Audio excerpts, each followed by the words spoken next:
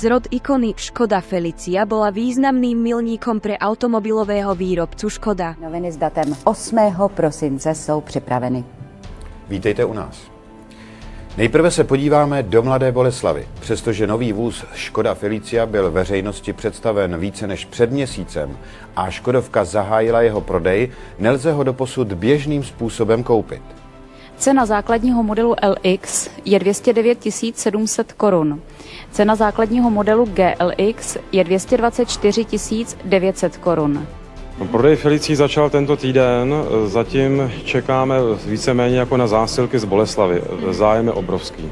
Bereme jako nezávazné objednávky z toho důvodu, že skutečně nevíme, kolik z té Boleslavy těch vozů dostaneme. Felicia bola prvým vozidlom Škoda postaveným po rozsiahlej reštrukturalizácii a investíciách od spoločnosti Volkswagen. Unikátny názov Felicia nie je náhodný.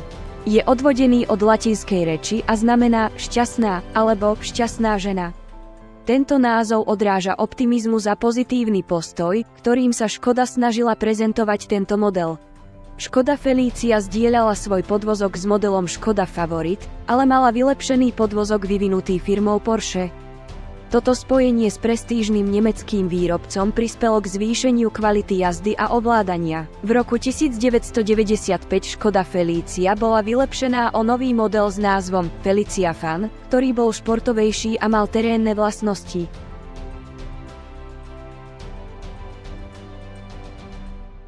V roku 1995 získala výrazný úspech, keď v tímovej kategórii vyhrala prestížnu rally Monte Carlo.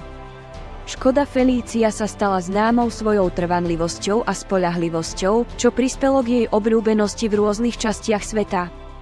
Aj po niekoľkých desaťročiach mnohí majitelia stále oceňujú túto ikonickú Škodu.